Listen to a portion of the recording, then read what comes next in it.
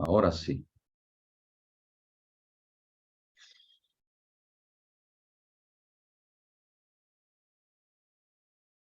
Bien. Bien, ahora estamos. Muy buenas noches. Vamos a dar inicio otra vez a la clase de resoluciones judiciales y ejecución de sentencia en este módulo número 5 del diplomado de la Universidad Privada Domingo Savio. Gustoso y alegre de tener la oportunidad de estar con ustedes nuevamente. Espero que esta clase sea provechosa. Voy a decir unas palabras antes de empezar. En primer lugar, lo que dijimos hace rato fuera de grabación, que por favor podamos entre todos ustedes realizar una lista de los que están dentro de la clase y especialmente los que han asistido esta noche, porque ahí se está viendo quiénes somos, para que yo no haga ese doble trabajo hoy día y me concentre en la explicación y en la exposición.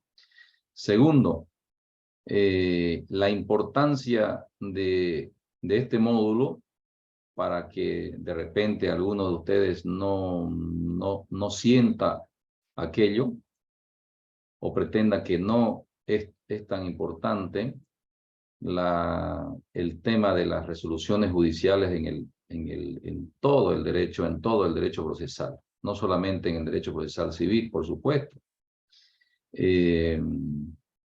Entonces, démosle un poquito más de énfasis, más de un pequeño esfuerzo, porque de otra forma, por ejemplo, si yo sé, digamos, yo soy consciente también de que la clase siempre va a ser una clase pesada, aburrida de repente, pero vamos a tratar de mejorar en eso, entre todos. Yo me comprometo en ello, pero no me refiero no tanto, digamos, a la forma de exponer y de explicar las clases, sino me refiero a la necesidad que tenemos todos, yo y ustedes, como abogados, como ejercitantes de la ciencia del derecho, la importancia que tiene, digamos, en realidad este tema. Es muy importante, además de compleja, y creo yo que si no entendemos muy claramente, o por lo menos casi en un 80 o 90%, el tema de las resoluciones judiciales, no vamos a poder ejercer nuestro trabajo como abogados en la práctica diaria, nos va a costar demasiado.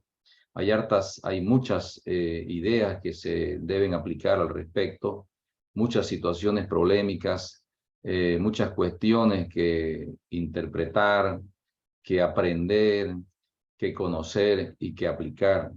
Entonces yo les ruego, por favor, que trabajemos en conjunto, como que la necesidad nuestra, digamos, de llevar el pan nuestro de cada día a nuestra propia casa y alimentar a nuestras familias, porque nuestra profesión es esta, el derecho.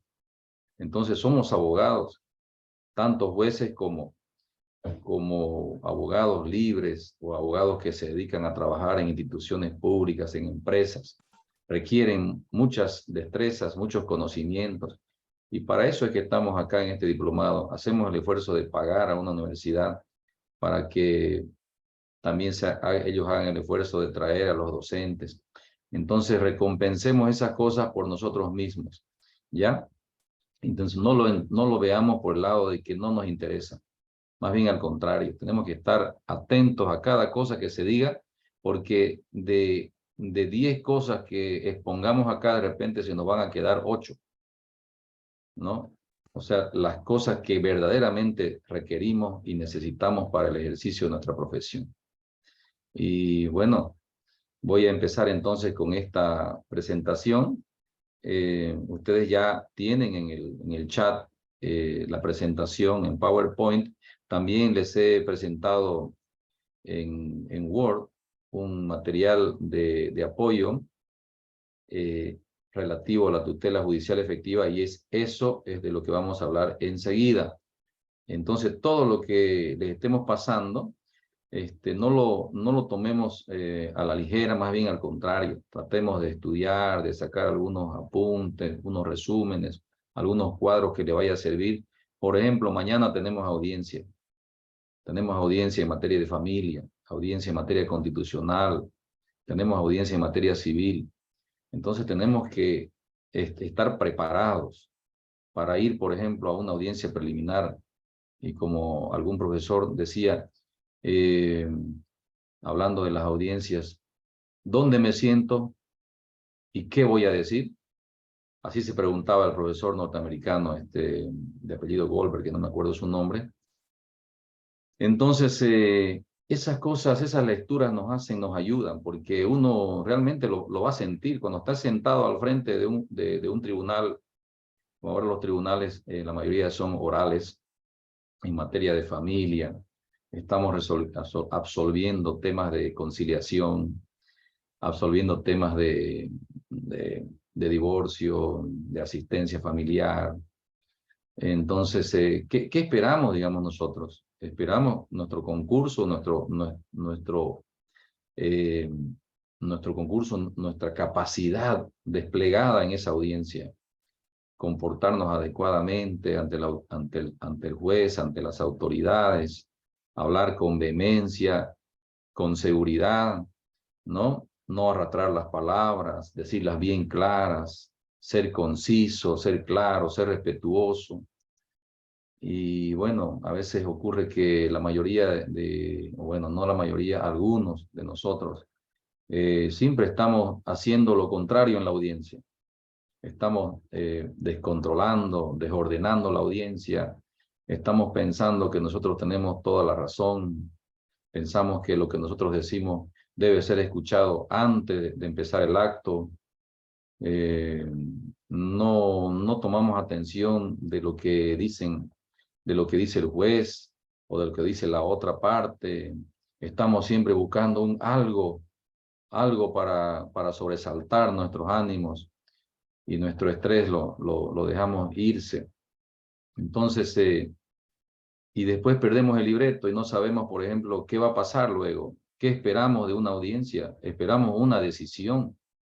Si no es que logramos la conciliación, vamos a esperar una resolución de una autoridad judicial o administrativa o lo que sea.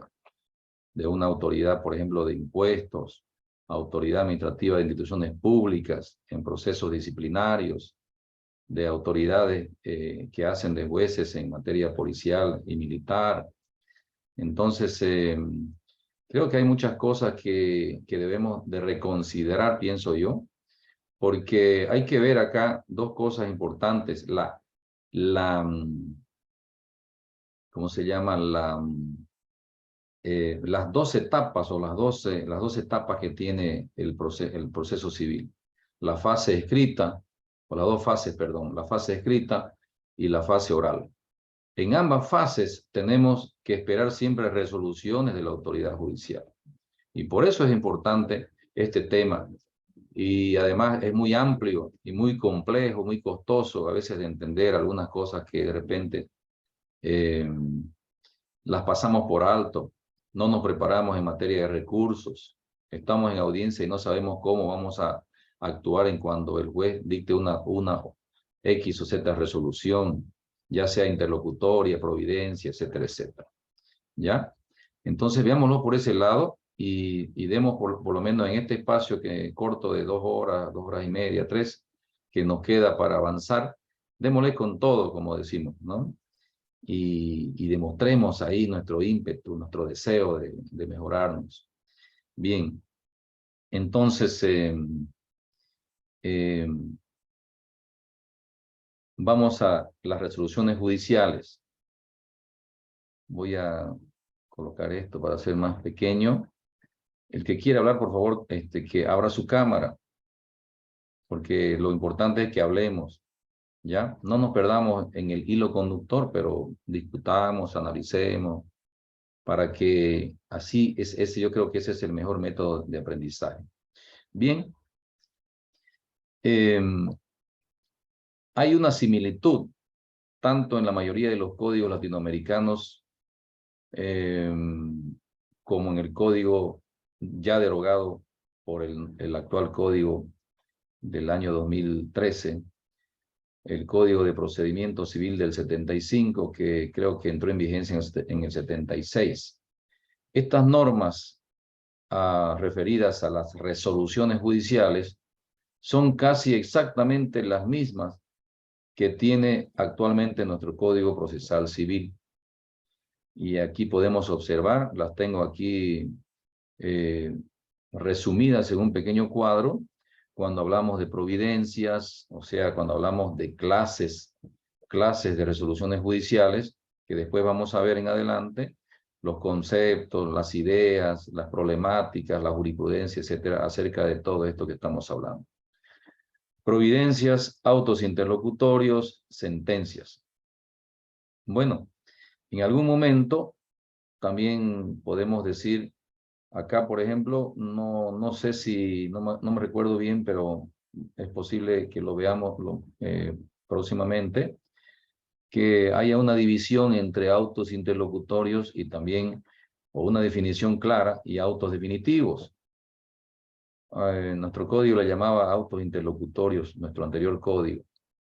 Pero es el mismo concepto que tenemos actualmente en nuestro Código Procesal Civil actual. Autos interlocutorios y luego las sentencias, con las mismas ideas que no han cambiado casi en lo principal. Y aquí tenemos, por ejemplo, las providencias, que son esas providencias, o sea, esas resoluciones que las autoridades están dictando y simplemente tienden al desarrollo del proceso, para nada más. Y algunos dicen, por ejemplo, ya vienen como costumbres, ¿no? Desde muy antiguo, traslado a la parte contraria. Algunos dicen, escúchese al contrario. Otros dicen, se tiene presente las pruebas presentadas, arrímese al expediente. En algún momento se dice, hágase conocer al contrario, no al lugar por esto, por esto, por esto. O sea, algo que tiende a que sigamos adelante con el proceso. Son pequeñas expresiones por escrito, de manera que eso ayuda. Y bueno, no vamos a decir que no hay problema con la aplicación de las providencias, sí hay problemas. También se les denominan decretos, porque bueno, viene desde antiguo, del derecho romano al derecho francés, al derecho español, la idea hasta hoy día se les llaman decretos, ¿no? Por ejemplo, yo me acostumbro más a llamarles decretos que providencias, pero como ya en el antiguo código tenía esa denominación y en el de ahora también. Luego los autos interlocutorios. Bueno, son resoluciones que tienen ya algo más ¿cómo le puedo decir?, de profundidad. Resuelven cuestiones que requieren sustanciación, y ese término de sustanciar algo quiere decir que hay que meterse en el fondo del problema, resolver el objeto mismo de los recursos que se plantean, y ahí es cuando se dictan estos autos interlocutorios. Los autos interlocutorios sirven para dictar también, sirven para resolver también cuestiones interlocutorias, es decir, aquellas que no tienden a resolver en el fondo del proceso, sino para cuestiones accesorias. Especialmente se trata de cuestiones referidas a los incidentes. Los incidentes, como dijimos en la clase anterior, abundan en el procedimiento y van a seguir abundando, a pesar que nuestro nuevo código ha diseñado, por ejemplo, la estructura, y también la ley 025 del 2010 ha diseñado la estructura de los incidentes de manera que se trate, y le ha colocado hasta principios de aplicación general y principios específicos, de manera que se trate, digamos, a través de las autoridades judiciales y de los abogados, por supuesto, de limitar, digamos, los incidentes. Tratar de eliminarlos del proceso definitivamente, pero creo que hasta ahora eso no se está logrando. Si es posible, hay un apartado en este cuadro, en este programa, en esta presentación relativo a los incidentes. Si es que es posible en la próxima clase, o vamos a trabajar, digamos, en algún momento con el tema de los incidentes y cómo se debe resolver. o cuál es la resolución que amerita, porque estamos hablando acá de resoluciones. Y la sentencia, por supuesto, con su característica y su etimología, digamos, desde el derecho romano, que quiere decir sentire, es decir, sentir, el sentir de una persona, de su sabiduría, de su idea, de su conocimiento, de sus experiencias, de lo que uno le pide una explicación a alguien para que la otra persona le responda, digamos, diciéndole su sentir. La sentencia es la decisión final del proceso, ¿no? Es lo que espera una persona, por eso es que se le denomina tutela judicial efectiva, que es lo que vamos a ver también enseguida, y es lo que les he presentado a ustedes en el programa Word acerca de la tutela judicial efectiva. Es decir, que para entender todo este tema, el andamiaje del derecho procesal civil, necesariamente tenemos que referirnos a la tutela judicial efectiva como principio básico y fundamental contenido en el artículo 179 y 180 de la Constitución Política del Estado y que deviene ahora como parte de aquel principio macro denominado debido proceso. Este debido proceso está contenido también en el llamado bloque de constitucionalidad que deviene, digamos, de la aplicación del derecho, el derecho de las convenciones, que también está ya regulado a través de ciertas sentencias dictadas por la Corte Interamericana de Derechos Humanos. Entonces, es interesante, digamos, ver cómo es que un ciudadano pervive y sobrevive dentro de una sociedad organizada como lo es el Estado, esperando que el Estado le preste un servicio, porque el Estado presta servicios de carácter administrativo, pero también presta servicios de carácter judicial.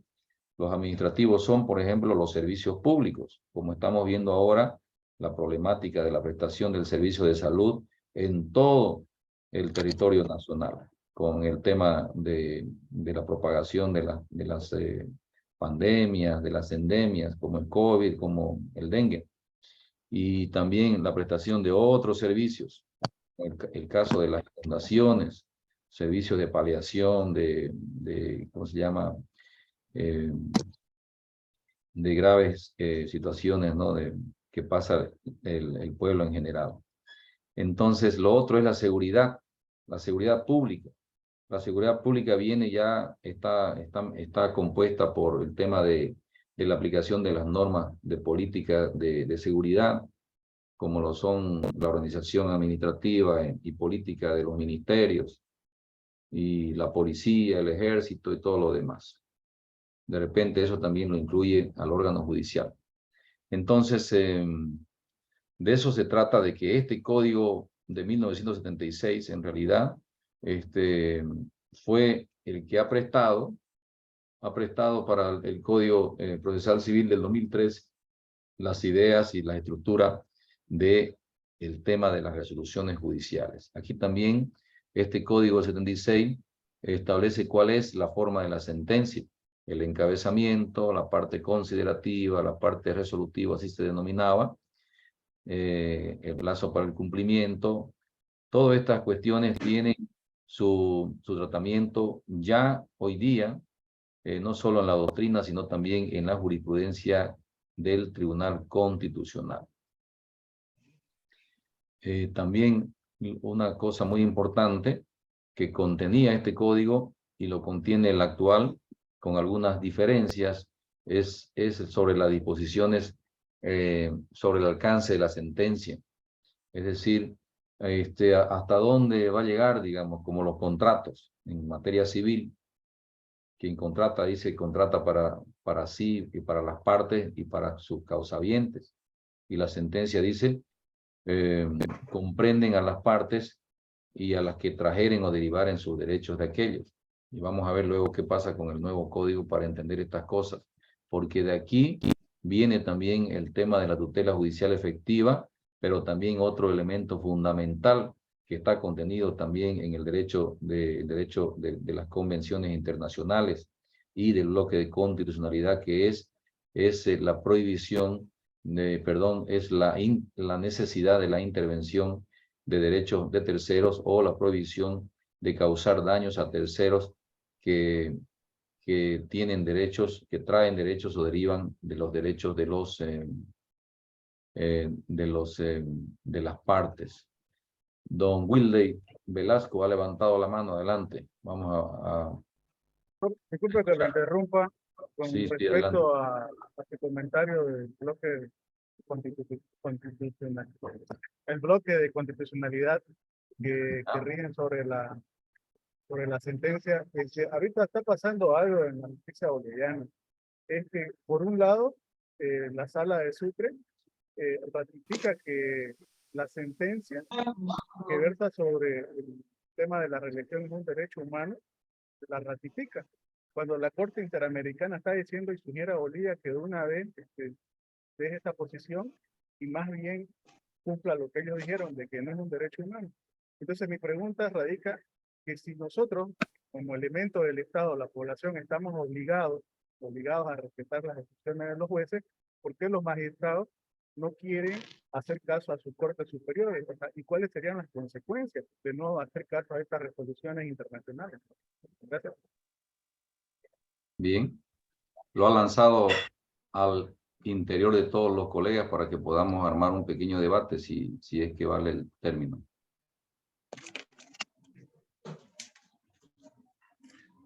Adelante. Buenas noches, doctor. Buenas noches. Buenas noches. Buenas noches. Voy a disculpar, pero yo no podía conectarme hasta que conecté, creo, por la computadora, ahora por el internet, por el teléfono, por fin. Sí, oiga, esto del tema de la reelección, yo creo que el Tribunal Constitucional ha cometido un delito. Vamos a hablar ahí de una resolución contraria o en su defecto traemos hablar de un prevaricato, ¿no? ¿Verdad? Del propio Tribunal Constitucional. ¿Por qué? Porque mire usted, el 21F, cuando se hace la consulta y el pueblo dice que no, está yendo contra un principio natural, dice la voz del pueblo o el derecho del pueblo de decidir. Pero aquí el Tribunal Constitucional, de una forma aberrante, se sale del contexto, saliéndose inclusive de esta sentencia, porque veámoslo así, es una sentencia, el fallo que da o la resolución, o hablemos las elecciones, cuando le dicen el no a la reelección, ya por un mandato del pueblo. Y el Tribunal Constitucional ir contra el pueblo ya pues está yendo contra el mismo principio por lo que fue puesto el Tribunal Constitucional, para el control de constitucionalidad. ¿No es verdad? Que debería él hacer el análisis más profundo y pues en este sentido no solamente mirar lastimosamente, vamos a decirlo así, hay muchos tribunales, tanto tribunales electorales, tribunales ordinarios, tribunal constitucional, están nomás con una dolencia de que todo se ha vuelto político. Mire usted, si nos basáramos a la Constitución y a las leyes, deberíamos primeramente respetar lo que dice el pueblo en primera instancia.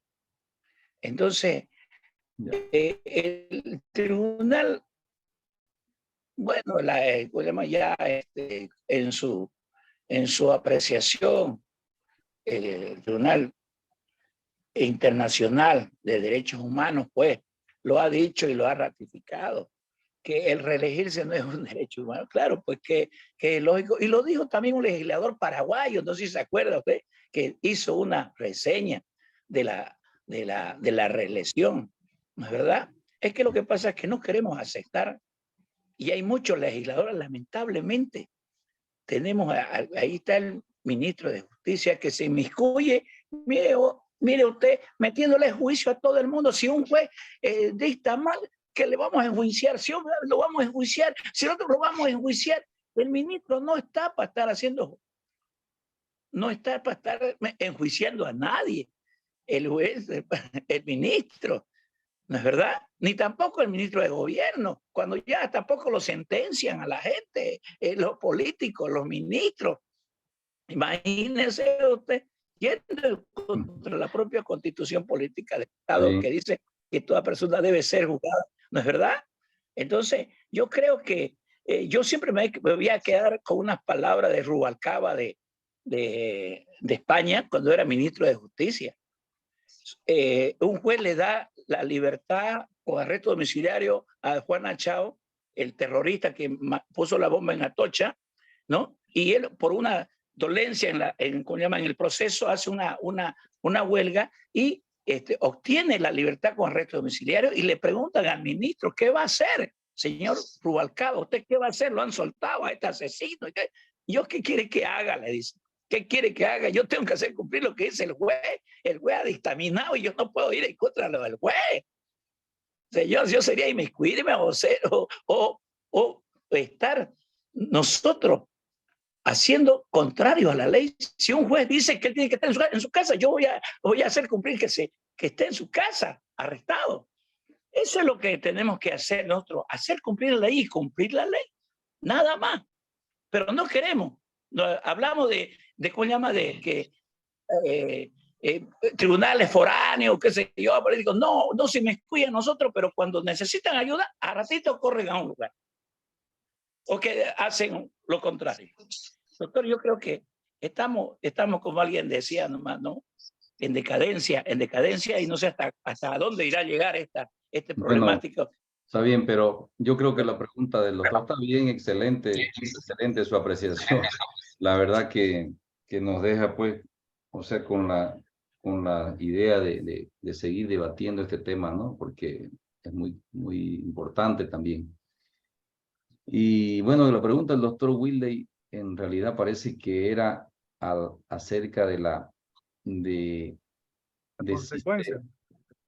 claro, la consecuencia, pero ante todo es si se está cumpliendo las decisiones de ese llamado bloque de constitucionalidad que hace, digamos, como que un salto a la jerarquía normativa que establecía nuestra Constitución, y ese salto lo hace al respecto de aplicar con preferencia las normas del derecho de las convenciones internacionales, y especialmente tomando con mayor razón la jurisprudencia que viene a ser obligatoria de la Corte Interamericana de Derechos Humanos. Entonces ahí ya hay connotaciones, como acaba de decirlo el doctor Francisco, hay connotaciones que si cumplieron, si no cumplieron. Pero eso no nos metamos muy a fondo. Vamos avanzando en el tema de entender, digamos, cómo se estructuran las resoluciones en nuestro Código Procesal Civil. Lo que yo quise decir al comienzo es que en realidad, y bueno, y tiene razón, ¿no? Lo que dice el doctor Francisco, y ya venía como metiendo una mecha el doctor Willey al respecto. Tiene razón en el sentido de que a veces nosotros vemos, por ejemplo, con impotencia o como quiera llamárselo, que las autoridades superiores resuelven causas, digamos, que nos parecen a nosotros. Puede ser que me parezca a mí o a ustedes, me parezcan ilógicas, nos parezcan, digamos, contradictorias o fuera de esas ideas macro que estamos hablando de la aplicación con preferencia el derecho de convencionalidad.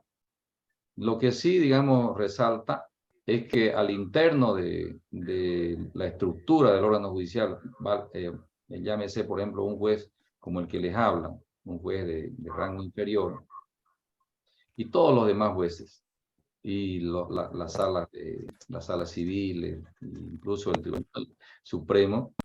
¿Qué es lo que dice la jurisprudencia? Dice que estamos obligados a resolver, resolver dentro y con la Constitución, y también dentro de los derechos de la convencionalidad internacional, respetando y haciendo respetar aquel llamado bloque de constitucionalidad. En otras palabras, y lo he estado escuchando recientemente, ningún juez, ninguna autoridad administrativa, llámese policial o otra clase de autoridades o de entidades públicas, está exento de fundamentar, por ejemplo, de establecer ¿cómo se llama? La adecuada valoración probatoria, de no salirse de los fueros del objeto del proceso, como es, por ejemplo, la llamada congruencia, y así sucesivamente. O sea que aplicar, por ejemplo, lo que ahora está de moda, la aplicación con preferencia de aquella llamada protección reforzada de grupos vulnerables. No sé si ustedes han escuchado de eso. Es decir, que también en materia civil, hablando de nosotros, Sí. estamos obligados también a ir un poquito más allá, sin miedo, digamos, de salirnos de la formalidad del proceso, para ir a proteger a esos grupos vulnerables, cuando estén involucrados en temas civiles, aún sea, digamos, de esa manera. Entonces, de eso más o menos se trata. Estamos diciendo, bueno, cumplamos todos, pues, ¿no? Los jueces inferiores, los otros, hasta los abogados y los ciudadanos en general, fiscalía, policía, cumplamos con todas las garantías, los derechos. Pero nosotros vemos que también vemos y nos preguntamos, ¿será que eso también se cumple en otras estructuras? Y ahí lo vamos a dejar ese tema, ¿listo? Pero yo creo que ha valido la intervención de ustedes para que podamos entender esto de la aplicación de la tutela judicial efectiva y la labor que tienen los abogados y los jueces de hacer valer el derecho material del ciudadano. Bien, vamos a continuar porque si no, nos vamos a quedar cortos, creo. Bueno, las resoluciones, ¿qué forma pueden tener? Por ejemplo, aquí, si son por escrito, hay que registrarlos en un audio, en libros, en un acta. Nuestro código ha establecido bien claramente de qué se trata las audiencias, se resuelven, se dictan oralmente, y cómo se estructuran ahí o se concentran a través de actas, ¿no es verdad? Y eso siempre se ha ido haciendo. Antes teníamos unas radios pequeñitas que tenían unos cassettes, eran pequeños. Después llegaron las radiecitos esas digitales. Ahora esas radios las tenemos ahí guardadas en el cajón. Simplemente usamos nuestro celular, el celular personal del juez. Cuando va a la audiencia, yo abro mi celular y pongo función de grabación y grabo. Y ahí automáticamente el secretario también hace lo mismo. Las partes toman fotografías con su propio celular. Todo se hace digital hoy día. Es interesante. Entonces, las resoluciones judiciales, obviamente, que tienen que contar por escrito. No tenemos otra salida por ahora. Hoy en día se está hablando de los expedientes electrónicos.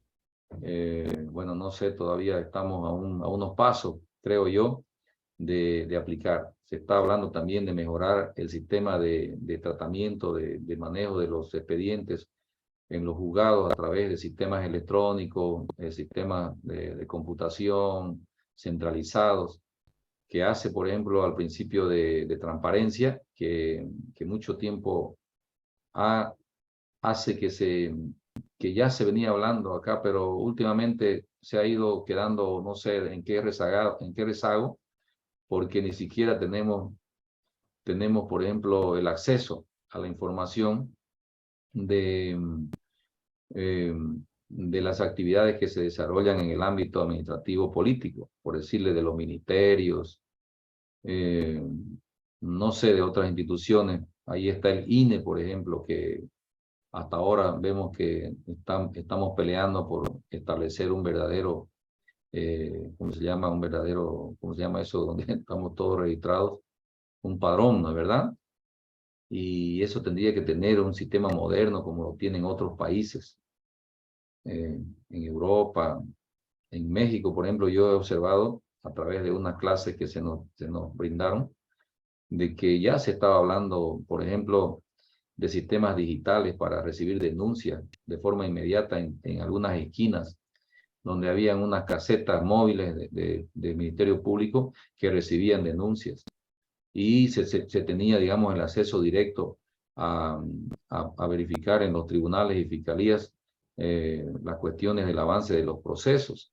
Sin embargo, vemos ahora, y yo no sé en qué ha quedado eso, en México por el tema de lo que está pasando ahora, que el gobierno está casi medio rendido ante la mafia de narcotráfico, donde existe un desorden, un caos total, ¿no es verdad?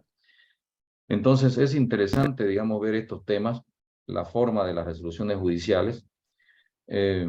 Bueno, deben tener una fecha, etcétera, etcétera, y tiene que estar en correlación con la expedición de la actividad que se desarrolla. Los otros temas, como por ejemplo los datos específicos, individualizar de qué se tratan las partes, el objeto. Normalmente algunos jueces son más explícitos, son más amplios, y bueno, yo no sé a veces si colocar un montón de datos va a cambiar la situación de la resolución. Entonces, exponer qué clase de asunto es, individualizar a las partes, establecer de qué se trata el objeto del proceso, las peticiones, alegaciones, etcétera, etcétera. Bien, aquí hay una definición sobre resoluciones judiciales y ya yo creo que va a ser un poco resumir o reiterar lo que ya hemos venido hablando y discutiendo con ustedes, ¿no? Aquel acto que emana del tribunal destinado a resolver la controversia, así de sencillo en ese término, y también las demás decisiones, como ser las providencias, los autos interlocutorios, que tienen que ver con la estructura propia del proceso. Entonces, tienden no solamente a su desarrollo, como lo son las providencias, sino también tienden a cierta clase de ordenación del proceso, el impulso procesal y a la conclusión y a la decisión de la causa principal. La forma, ya lo hemos dicho hace rato, creo que está copiado acá. ¿Cuáles son los efectos de las resoluciones? Se refieren a las consecuencias que se producen por el hecho de la dictación de una resolución judicial. Y bueno, yo les preguntaría a ustedes, por ejemplo, para que levantemos la mano, como si estuviéramos en la escuela o en la universidad, en las primeras clases, y dijera, ¿no? Algún profesor he visto, a ver, díganme ustedes cuáles son las consecuencias que produce una resolución judicial, y nadie va a levantar la mano. ¿No es verdad? Porque uno no está metido bien en el fondo de esa situación. O sea, no está pensando todo el tiempo en cuál va a ser el efecto, a pesar que en realidad, cuando uno, por ejemplo, tiene un cliente o cuando uno está conociendo un caso, realmente lo que piensa es qué va a pasar, qué va a resolver el juez, y de ahí qué va a pasar con esa resolución. Y por último, habría que pensar qué voy a hacer yo en caso de que salga una resolución en mi contra o en mi favor, o qué va a hacer la parte contraria, me voy a adelantar, más o menos en ese sentido. Por ejemplo, se producen en relación con el tribunal que la pronunció, por ejemplo, cuando se trata de un auto de vista. ¿Qué vamos a hacer a partir de ahí? De repente hay algunos acá que no tienen mucha experiencia, a pesar que veo que hay unos abogados, digamos, personas mayores, que de repente tienen también mucha experiencia. Y bueno, estos son los efectos. El deshacimiento, después viene la cosa juzgada, como alguien a sentido de broma decía, bueno, se acabó el tema aquí, no hay clase y ya, cosa jugada. Y bueno, y luego viene la declaración del propio derecho, como decían los españoles, o como dicen los españoles, el proceso declarativo, la sentencia declarativa, declarar el derecho, iuris dictio, decir el derecho. Veamos. ¿Qué es deshacimiento? Este término casi no se utiliza, o sea, muy a menudo, digamos, en nuestra jerga especialmente aquí en Santa Cruz. Por ejemplo, a mí me ha costado entender el significado de este término desacimiento, y significa el efecto que producen las sentencias y los autos definitivos, solo lo que tiene que ver con la resolución de la causa principal, las sentencias y los autos definitivos, en la cual una vez se notifican las partes, no pueden ser ya modificadas. Es decir, ese es el efecto verdadero de la cosa juzgada. Dicen que la cosa juzgada es inmanente, es perenne en el tiempo, es inmodificable. Pero yo hablé el día anterior de que hay una posibilidad por el principio de excepción de que esta cosa juzgada y su efecto puede ser removida incluso hasta por el propio juez. Lo vamos a ver luego ese tema. No se produce esto respecto de autos interlocutorios y también de decretos. No se produce, ¿ya? Porque obviamente se trata solamente de las sentencias y de los autos definitivos. Ahora, ¿qué ocurre? Cuando hay sentencias y autos definitivos y estas adquieren ejecutoria, entonces sí, recién, digamos, se puede observar el efecto de la cosa juzgada, que puede ser material o que puede ser formal. Sin embargo, nos preguntamos, ¿y si los autos interlocutorios y los decretos no tienen el mismo efecto de deshacimiento, es decir, no adquieren calidad de cosa juzgada? Entonces, cuando se ejecutorian, cuando no les presentan algún recurso al respecto, ¿cuál es su efecto? Su efecto es simplemente la ejecutoria de esa resolución y se sujeta a un principio básico que se denomina el principio de la preclusión judicial o preclusión procesal, que quiere decir que ya no se puede mover hacia atrás, volver hacia atrás en las etapas que se van avanzando en el proceso. Sin embargo, también existe en el código y también existía en el código derogado la figura de la modificación que puede hacer el propio juez, que tiene una denominación, tiene como denominación la mutación. Es decir, estos decretos pueden ser mutables, pueden ser removidos o dejados sin efecto o modificados por el propio juez, ya sea de oficio o también puede ser a petición de parte. Y hay algunas reglas para ello, que no es muy complejo conocerlas, pero también puede modificarse a través de del recurso denominado recurso de reposición, que puede ser reposición simplemente, pero también puede ser recurso de reposición con alternativa de apelación en caso de que el juez no conceda, por ejemplo, la modificación o la dejación del efecto que reclama el recurrente.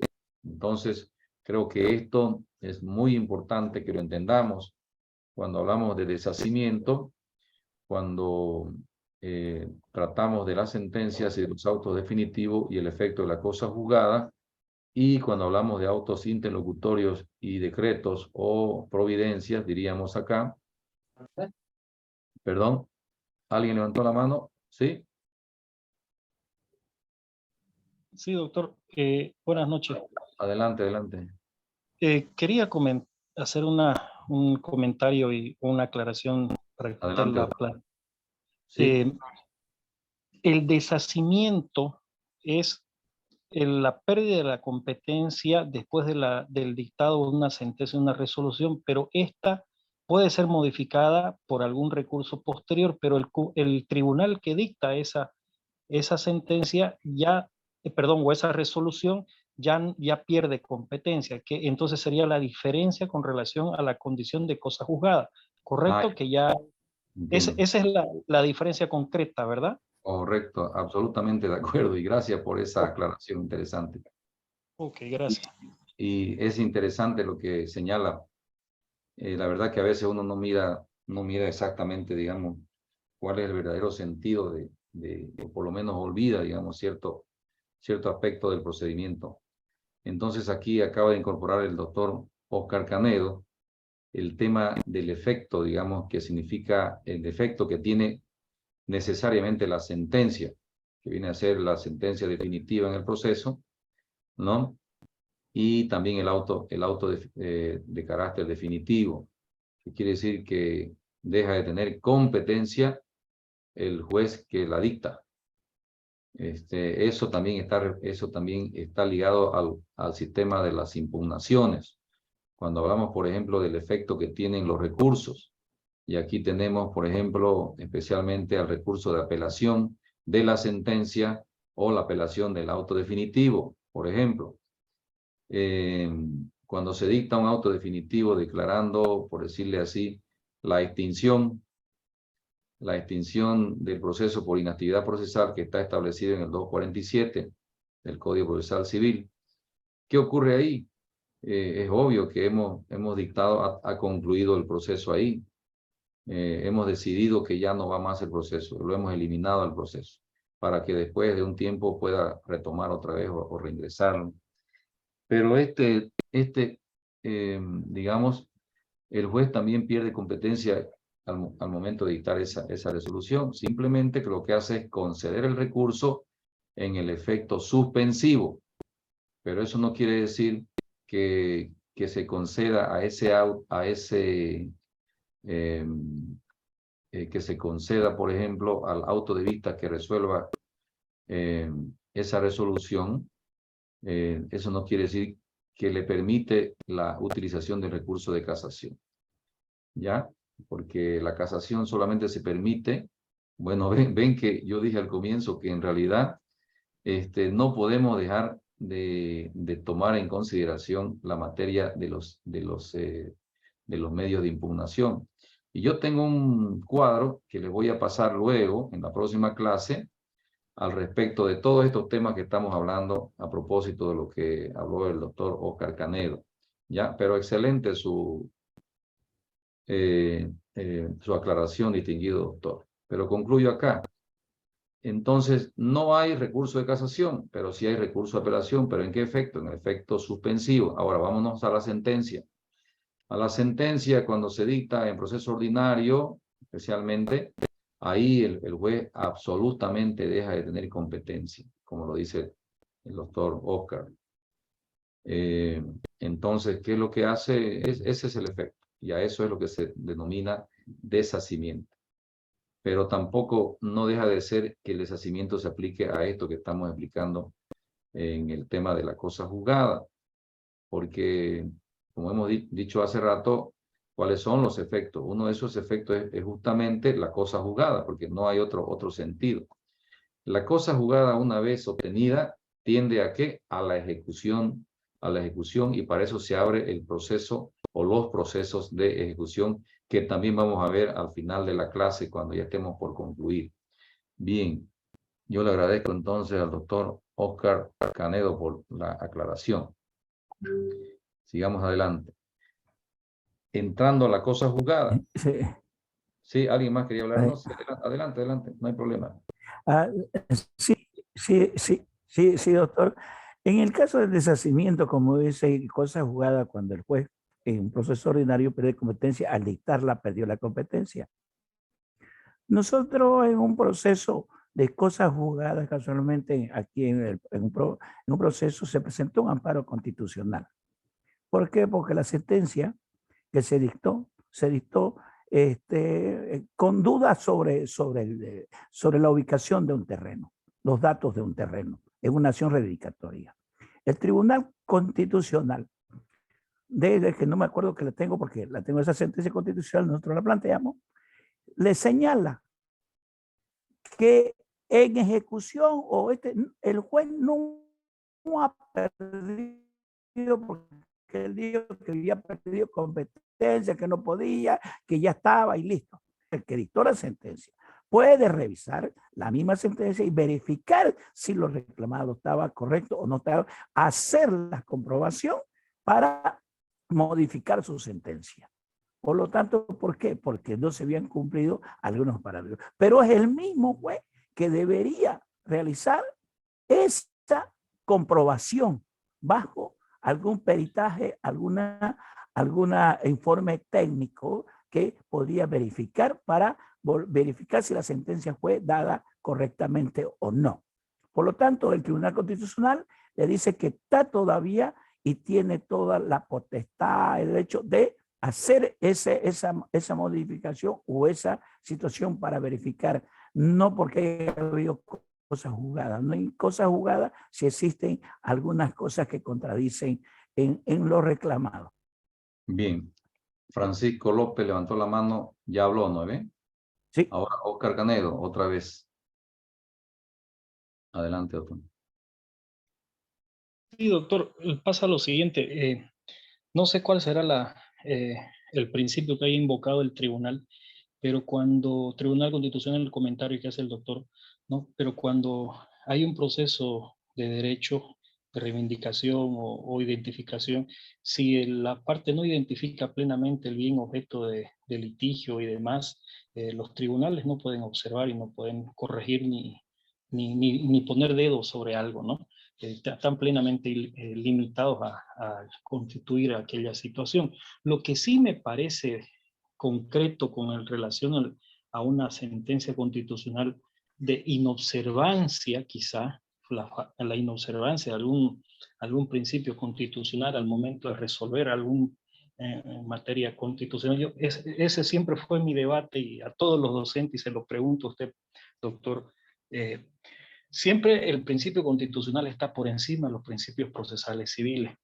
Y llegamos a una instancia constitucional, como la plantea el doctor Francisco, y dice: el tribunal me dijo que corrija y que vaya y aplique el principio constitucional con relación sobre los principios procesales civiles. Entonces, mi debate en todo el diplomado, y los colegas no van a dejar de mentir, es: ¿qué hacemos los abogados en materia procesal civil si cuando equivocamente algún tribunal resuelve o no observa esos principios, tú los reclamas, tú los indices, tú los propicias y no los observan y llegas a una acción de amparo constitucional y definitivamente te tumban el proceso? Pero no te lo tumban porque no has observado por la identificación, las cosas, sino por el principio constitucional, razonabilidad, qué sé yo, una serie de principios, doctor, para no entrar en el debate y el contenido, ¿no?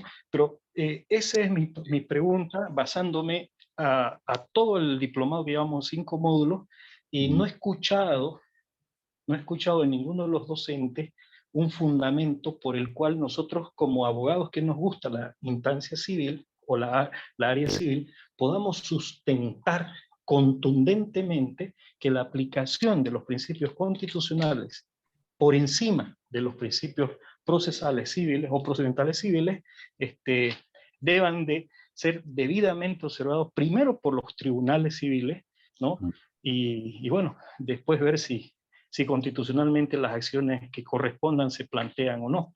Entonces, sigo con esa pregunta hace 5 meses y lamento no tener una respuesta concreta. Parece que ya llegó su momento de que tenga una respuesta. Sí, por favor. No, la verdad que hay jurisprudencia y hay que entenderlo desde el punto de vista de lo que plantea el doctor Francisco López. Es correcto.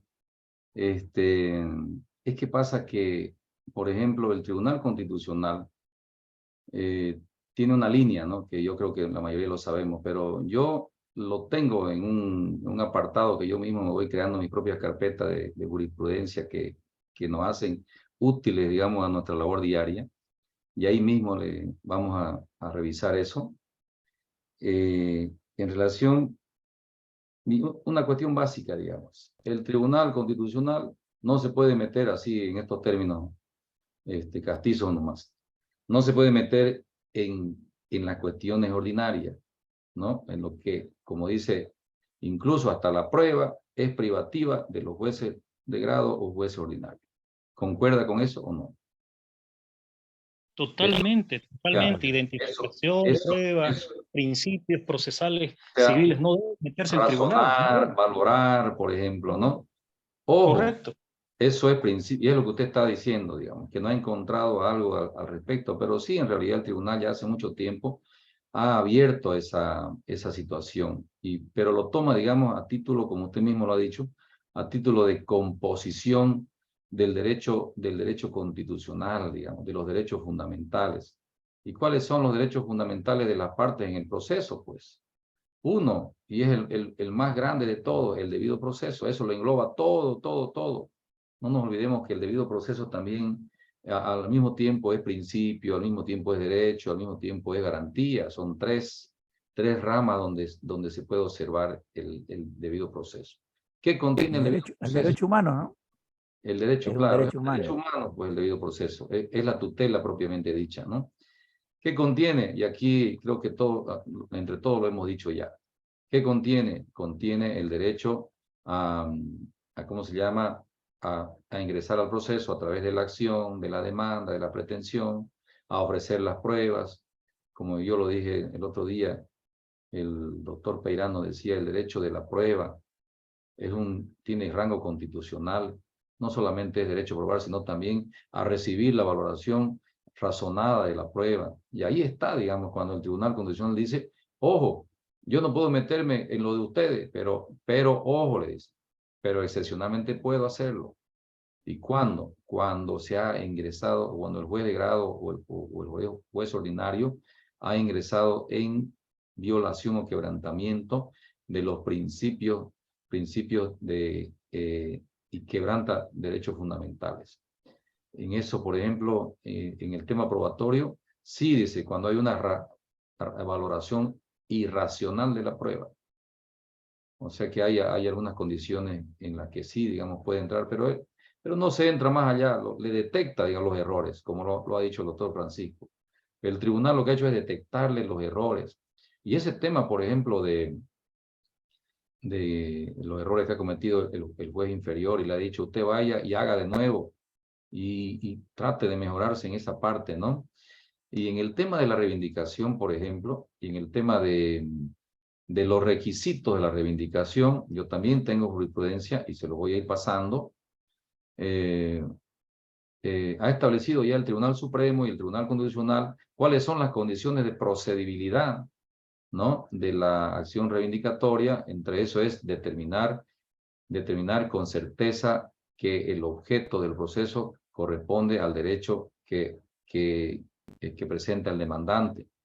Y si el juez, digamos, a pesar de que el demandante no ha sido muy preciso, ni el demandado ha hecho lo propio, entonces le dice, usted tiene que utilizar la iniciativa probatoria judicial que le otorga el artículo 24. Entonces el juez no puede quedarse con las manos amarradas, como lo era en aquel tiempo en el derecho romano, que se aplicaba el derecho a través de un principio que se denominaba el principio non liquet. No sé si se acuerdan ustedes. No lo tengo líquido, no lo tengo claro en mi mente. Eso se llama insuficiencia probatoria. Es un problema muy complejo. La iniciativa probatoria tiene sus límites en el principio dispositivo.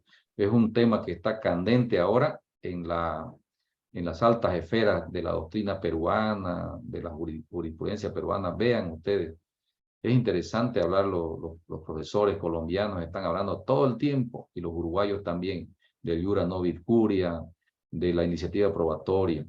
Pero sí, hay jurisprudencia clara, digamos, del Tribunal Supremo y Constitucional, donde dicen que el juez no puede dejar al azar la verificación de la ubicación del predio. Ahora, y si ese predio verdaderamente, con todas las pruebas habidas y por haber que hemos podido colectar y obtener, determinan que no es ese el que corresponde, entonces hay que declarar improbada la demanda. Yo creo que, no sé si eso ha servido para que, no le digo lo hago ahorita, pero busco en mi carpeta y van a ver que lo tenemos. Pero yo, preocupado por este tema, se lo voy a ir pasando al mismo chat, ¿ok? La sentencia esa de la que estamos hablando. Primero, lo del Tribunal Constitucional. Lo del Tribunal Constitucional sobre el tema de la excepcionalidad que tiene para ingresar a verificar, digamos, los errores cometidos por el juez. Claro, pero él no va a juzgar, digamos, simplemente le devuelve, le hace un reenvío, le hace más o menos. ¿Estamos de acuerdo, doctor Oscar, con eso? Se ha ido.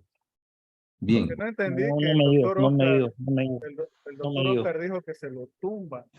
Ah, Yo me quedo con lo que dice el castellano, Sí. Cuando habla de la supremacía de la Constitución, Belleza. manda capitán no gobierna marinero, pues, ¿no? Entonces, Claro. entonces Pero en realidad no, no es que lo tumbe, simplemente le dice corrija nada más, ¿no? O sea, que se ponga a buen recaudo de lo que hablamos al comienzo, que le reclaman a los jueces que apliquen con y dentro de la Constitución y no fuera de ella. Esa es la idea más o menos, ¿ok? Bien, está interesante este tema del deshacimiento, vean que nos ha servido para un montón de cosas y nos diversifica, ¿no? En instituciones del derecho procesal. Continuamos. Vamos a la cosa juzgada. El efecto de la cosa de una sentencia cuando no existe contra ellos medios de impugnación. A eso le llaman cosa juzgada. Es la fuerza que atribuye el derecho a los resultados del proceso. Impiden volver a discutir entre las mismas personas una misma materia, invocadas las idénticas razones. Hay alguien que tiene su micrófono, ¿no? Abierto. Ciérrelo su micrófono. ¿Quién es? Lo cerró, doctor. Ya, muy bien. Ahora sí. Protege las partes de la realización de un nuevo juicio. Interesantísimo. Y aquí vemos que juicios hay de todo tipo y tamaño. Y dice alguien por ahí, me acuerdo de un profesor que decía, claro, es que estamos acostumbrados a que si alguien te demanda por una cosa, ataquémosle con 10 cosas. O sea, vámonos a lo penal, vámonos a lo familiar, así como estamos viendo ahora, denuncias por todos lados, ¿no? Ya sabemos a quiénes se están haciendo denuncias y se diversifican, se amplían, se crean nuevos delitos. Y entonces dicen algunos, bueno, si nos atacan, contraataquemos, pero démosle con todo. Planteemos reivindicación en un juzgado, planteemos interdicto en el otro, planteemos denuncia penal por nulidad del documento, por no sé qué, por no sé cuánto, y así sucesivamente. Entonces, ahí es que aparece el doble juzgamiento o el doble procesamiento. Y esa es la idea, digamos, y así se ha establecido desde hace mucho tiempo el concepto de cosa juzgada. Y está en el Código Civil, lo vamos a ver más adelante, está en el anterior código y en el nuevo. Además, también, una vez que hay cosa juzgada, permite avanzar al otro proceso que se denomina proceso de ejecución de lo ya resuelto en el proceso. Y aquí hay un concepto de cosa juzgada. Es la actitud que adquiere una decisión jurisdiccional que hace a que ésta sea inmutable. Es lo que dije al comienzo. Es inmutable por regla general, toda sentencia que adquiere calidad de cosa juzgada, pregunto. Y ya yo lo he respondido hace rato, pero yo quiero escucharlo a ustedes con esta pregunta fácil de responder. ¿Es inmutable o no es inmutable? Desde dos puntos de vista, ¿no? Desde que ya no hay nada que hacer, es inmutable. Cuando se han cumplido, sí, todas las reglas del debido proceso. Ahí sí podemos hablar de inmutabilidad, ¿no? Estamos nosotros entre toditos aquí seguros que sí se ha cumplido con todas las reglas del debido proceso, entonces, absolutamente de acuerdo. Pero si no se ha cumplido las reglas del debido proceso, esa cosa juzgada es aparente y no es tal, digamos. Entonces puede cortar su carácter de inmutabilidad. La sentencia que no cumpla con uno de los requisitos de formación referentes al respecto de los derechos fundamentales hace procedente el control de constitucionalidad de lo que hablamos hace ratito, ya que en este caso esta decisión solo reviste una calidad de cosa juzgada aparente. Esto lo he tratado de una sentencia constitucional que se me ha olvidado ponerle el número, que yo me comprometo a colocárselo y pasárselo a ustedes para que revisen. Este tema de la cosa juzgada es interesante. Vamos más allá. Y creo que es esta la misma sentencia. Anótenla, léanla con calma.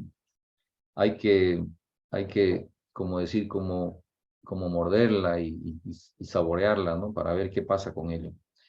Dice, no obstante lo afirmado, aclarar que no es posible un fallo que alcance la calidad de cosa juzgada si se la emitió vulnerando derechos fundamentales o garantías constitucionales. ¿Qué les parece? O sea que, ¿quién determina que se han violado los derechos fundamentales? Otra pregunta. ¿El mismo juez? ¿O puede ser el Tribunal de Alzada o el Tribunal Supremo o el Tribunal Constitucional? ¿Cómo lo ven? ¿Quién establece que se ha violado esos derechos fundamentales? Claro. El mismo juez, o sea, yo... Claro, el mismo juez tiene que... Usted como juez... Empieza por el mismo juez, doctor. Uno tiene que verificar que no se violen esos derechos. Claro. Porque uno tiene que ser consciente de que esa sentencia tiende a que le preste usted un servicio de tutela al actor, al demandante. Porque ¿de qué sirve, digamos, que yo como demandante acuda a un tribunal si el proceso va a terminar siendo un desastre? Si no vamos a considerar, por ejemplo, a un tercero en derecho, o sea, con derechos e intereses jurídicos, si no vamos a citar adecuadamente a una de las partes, si vamos a ir a litigar, por ejemplo, a Camiri, diciendo que el contrato se va a cumplir acá en Montero, si vamos a entrar una demanda en la Ciudadela del Plan 3000, o si vamos a irnos a Guarnes, o si vamos a citar edictos sin cumplir los requisitos, o si vamos a ir a dejarle la citación a la parte en su domicilio y luego le quitamos ¿cómo se llama? La cédula. El papel, la cédula prendida y nos la guardamos al bolsillo y nos volvemos para atrás. Entonces evitar, digamos, que esa persona se defienda, ¿no? Yo siempre digo una cosa, cuando yo me siento a una audiencia y espero una audiencia, siempre espero que las dos partes estén ahí presentes. Y eso se lo digo, aunque sea uno que haya comparecido, yo le digo, escúcheme, le digo, ¿y qué pasó con la otra parte? Pues que pasó que no sé, ¿no? Pero de repente sabe, de repente su sobrina, su tía, su hermana, ¿no? Un proceso de usucapión en un predio, diciendo que se demanda a la persona que está al lado de su casa, que es su sobrina o su tía, y la citan por edicto y ella nunca supo de que hubo un proceso de usucapión. ¿Ah? Entonces, de eso se trata más o menos la idea de la cosa juzgada aparente. Es interesantísimo y además es muy serio porque se dan situaciones. Normalmente, cuando se habla y este caso que ustedes ven acá, en esta sentencia 175, se trata, y la mayoría de los casos que tienen que ver con cosa juzgada aparente, se trata de incidentes planteados en ejecución de sentencia, cuando obviamente ha habido sentencia, pues estamos hablando de cosas juzgadas, donde aparece a reclamar alguien, un tercero, y dice, señor juez, ¿qué pasa con esto? ¿Qué ocurrió? Yo soy el propietario y a mí me están quitando, me están ordenando el desapoderamiento y a mí no me han dicho nada. Es como decía el cantante Arjona. Me han invitado, han llamado a mi cumpleaños de primer año y yo ni me enteré, ¿no? Más o menos así. Entonces, este caso se trata de eso justamente. Ya ha evidenciado el Tribunal Constitucional de que ha habido violación a la citación, o sea, se ha obviado o se ha quebrantado el sistema de notificaciones del proceso. Y por eso es que se ha violado el derecho a la defensa de esas partes. Otras veces, por ejemplo, han habido propietarios que han sido involucrados en procesos de reivindicación, de nulidad, etcétera, y no se les ha hecho saber de la demanda. O sea, se ha visto el alodial que tiene el nombre de un tercero, pero nunca se los llamó. Error, digamos, error judicial de las partes, de los abogados, con motivo y sin motivo, y también del juez, digamos, que no observa esa circunstancia. Entonces, este es el concepto que trae, digamos, importante el tema de la cosa juzgada aparente. Hay que considerar siempre esto. ¿Qué trae, digamos, como consecuencia la cosa juzgada? El incidente en ejecución de sentencia. Y aquí va otra pregunta. ¿Alguna vez ustedes, en su experiencia, han escuchado o han trabajado sobre un tema de incidente en ejecución de sentencia? Y cuéntenme si es que ha sido así alguna experiencia o algo cortamente de lo que ha pasado. A ver. ¿Cuál, doctor? No, es que se me cortó el internet. Allá. ¿Alguna vez han tenido alguna experiencia en relación a un incidente en ejecución de sentencia? Sí, bueno, yo tengo una infinidad, les cuento. Ah, Estoy en una bueno, infinidad. pero no, no tanto también, ¿no? Claro, no, pero le digo yo, la mayor parte hago eso. Ese es Ya, mi ok, ¿verdad? ok, Ya ok. en ejecución de sentencia. A ver, Cuando se revisa el cortamente, expediente, dígame usted qué reclamó simplemente. no, Digamos que había sentencia. primeramente el debido proceso. Ya, pero ¿qué, digamos? Y ¿Qué? la notificación. Mire usted, O sea, en uno eso se llama indefensión, se llama. claro, una indefensión Ya, absoluta que ha tenido la persona. ya. Por el tema de la Cierto, citación, ¿no? en cierto, exactamente. Ya. ¿Y cuál fue el Entonces, resultado? ¿Cuál fue el resultado? mire, han anulado. Han Anulado. anulado. El mismo juez anuló. No, el Tribunal Constitucional. Ah, Ahorita, mire, llegó hasta el tribunal. los jueces no han querido anular. Un segundo. Ya, está hasta ahí suficiente con Francisco. Vamos con Franklin para que se haga un poquito más dinámica la cosa. Sí, doctor. Buenas noches. Buenas noches. Nulidades de mate, porque los datos del folio estaban equivocados. ¿Los Para qué? remate. ¿Los qué? Los datos en el folio Los estaban datos. equivocados. Resultado, Se declaró fundada el incidente. el Y propio se juez. anuló el remate. El propio juez. Sí, el propio juez. Correcto. Bien. El del doctor Francisco es un caso de citación con la demanda, ¿no es verdad? Sí, una citación, sí, con la demanda. Ya, correcto. Digamos que ha sido violatoria, ya no importa. Y ahí se obtuvo sentencia, ¿no? Sí, Con indefensión, sin participación de esa parte en el proceso.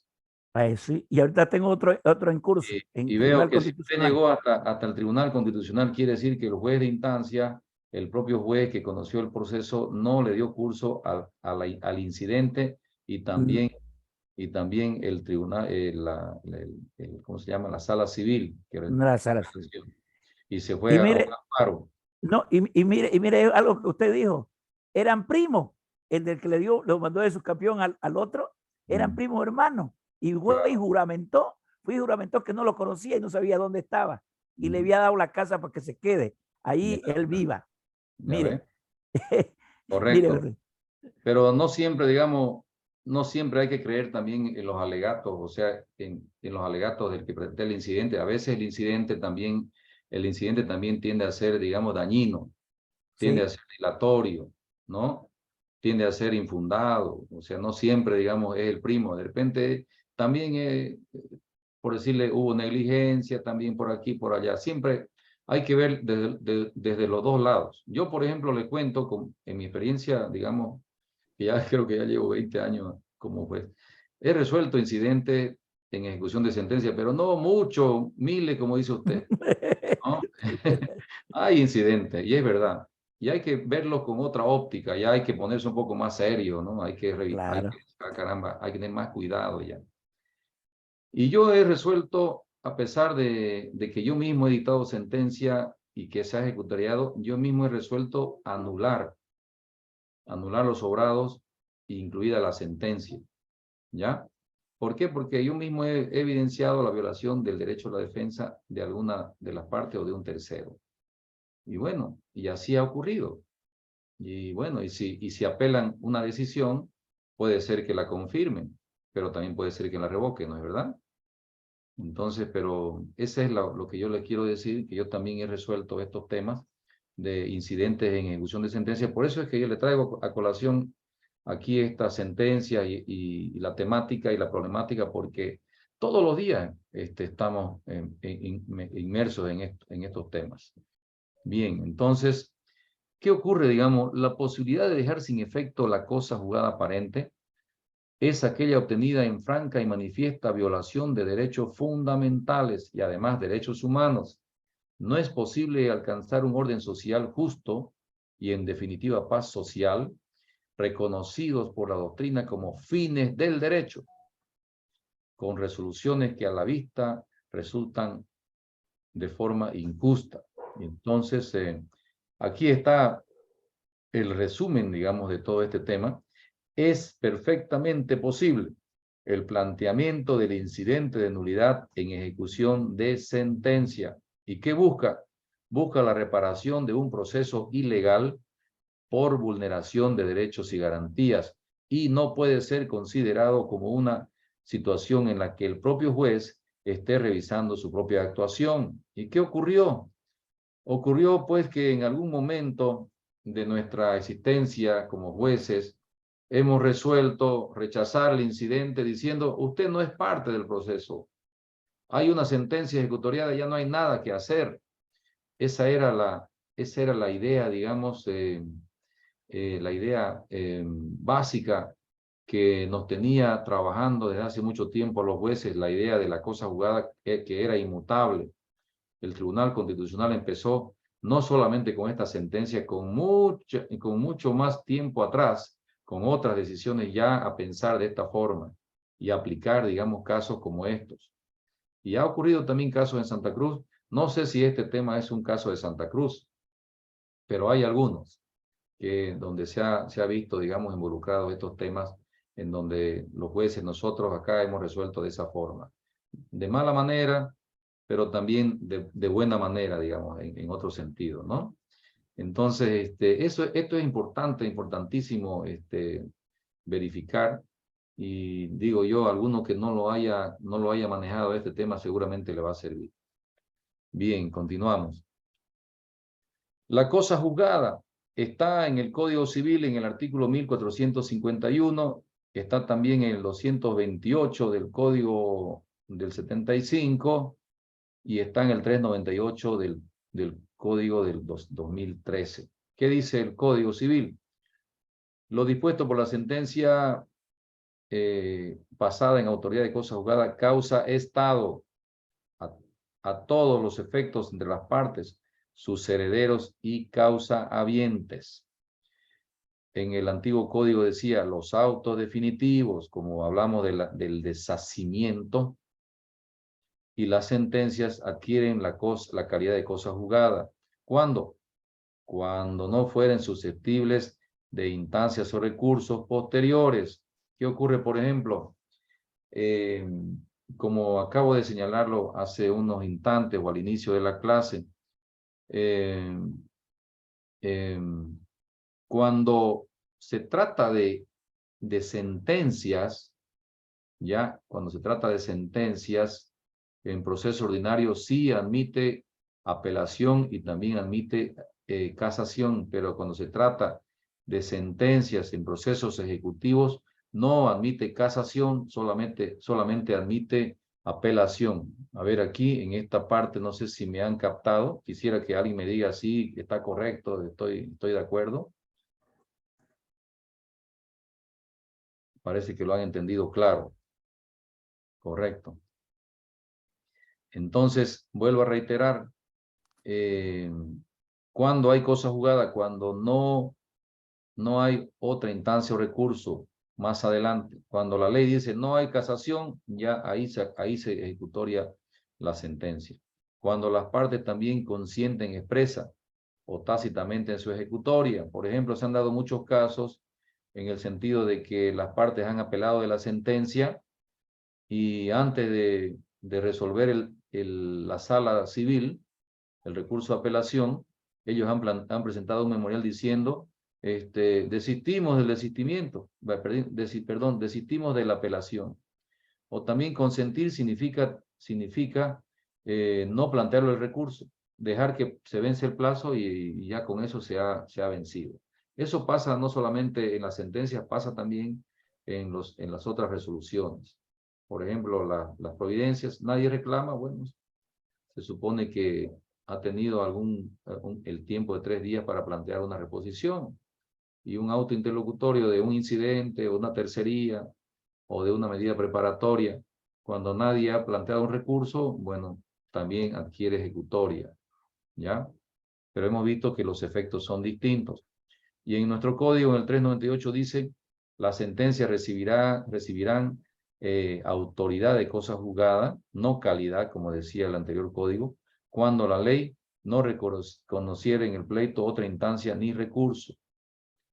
Tiene algunas diferencias de redacción, ¿no es verdad? las partes consintieren expresa o tácitamente en su ejecutoria. El mismo sentido que el anterior código, pero con alguna diferencia en su redacción. Ejecutoria de las resoluciones judiciales. A ver, perdón, ¿alguien quiere hablar? Parece que no, ya. Se debe distinguir dos situaciones con las resoluciones y los recursos. Si estos han interpuesto o si estos no se han interpuesto. Se entiende ejecutoriada si desde el momento en que se notifica el decreto que manda a cumplir la resolución impugnada, ¿no? Una vez que terminen los recursos. Y si los han interpuesto, se entiende ejecutoriada una vez que han transcurrido los plazos establecidos para la interposición, sin que se haya hecho valer los recursos o las impugnaciones correspondientes. Bueno, esto es muy claro. Esta consecuencia se relaciona con la clasificación de las sentencias en constitutivas o declarativas, lo que dije yo en la anterior clase.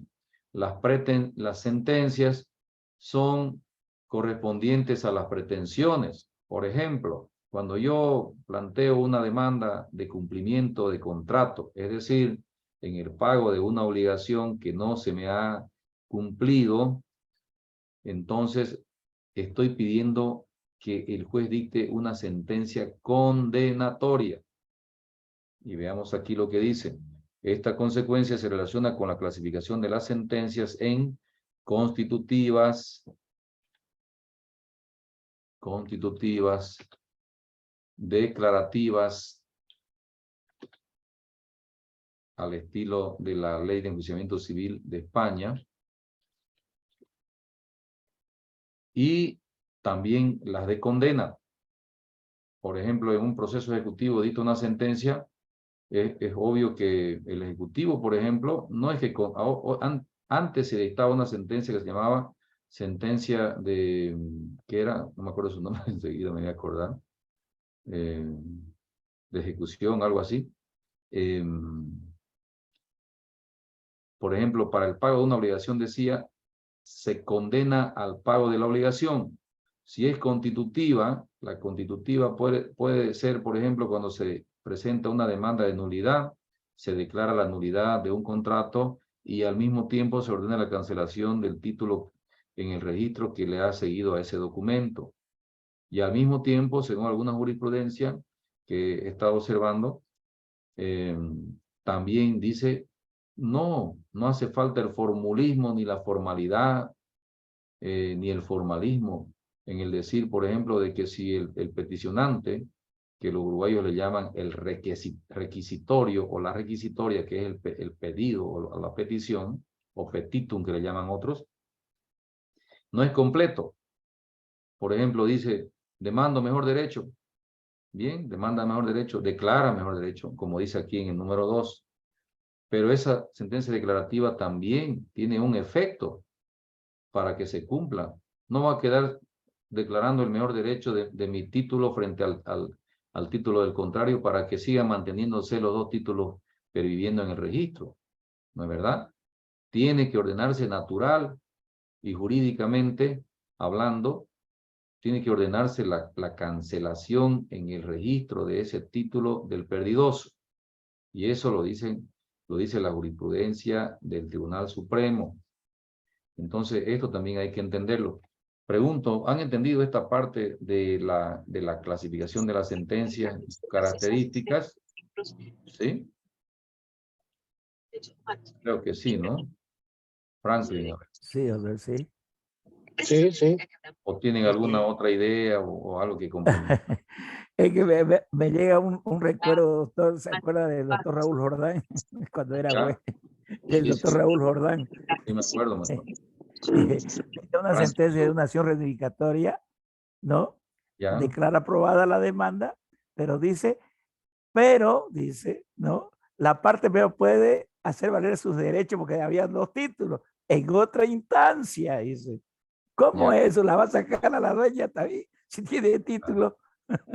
Claro. No, dice, No debías se ordena la aceptarse. desocupación y la otra propietaria puede hacer Claro. valer su derecho en otra instancia, dice. claro. Entonces Es que pasa, por ejemplo, que se han dictado sentencias antes. Ahora ya creo que estamos un poquito mejor con mejores ideas o con ideas más claras. Antes se dictaban sentencias, revisemos, digamos, las sentencias como eran. Y bueno, estas ideas, el Tribunal Constitucional, todas esas cosas, nadie ponía, por ejemplo, ¿cómo se llama? orden, pues, no. Jurisprudencia, no aplicábamos a este nivel que estamos hablando, de obligatoriedad, de vinculatoriedad, todas esas cosas. Que, por ejemplo, se demandaba la reivindicación y ahí, punto aparte.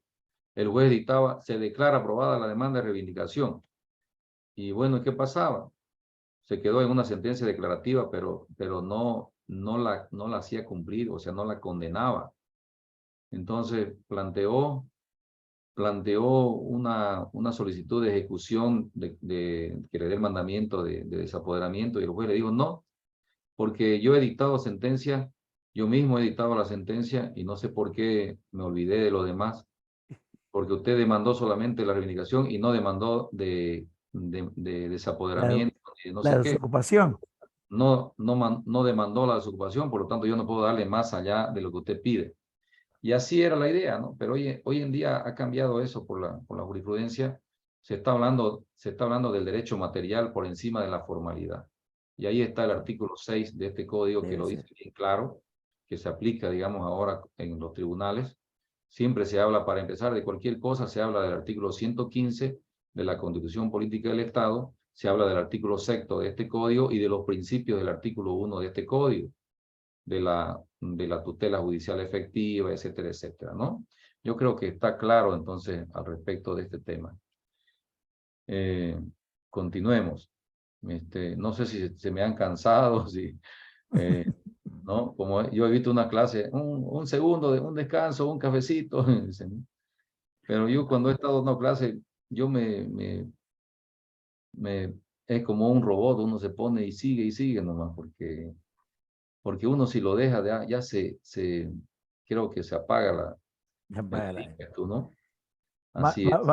Doctor, un favor, más bien le voy a pedir permiso esta ahorita porque tengo que ir a hacer otra cosita. No ve.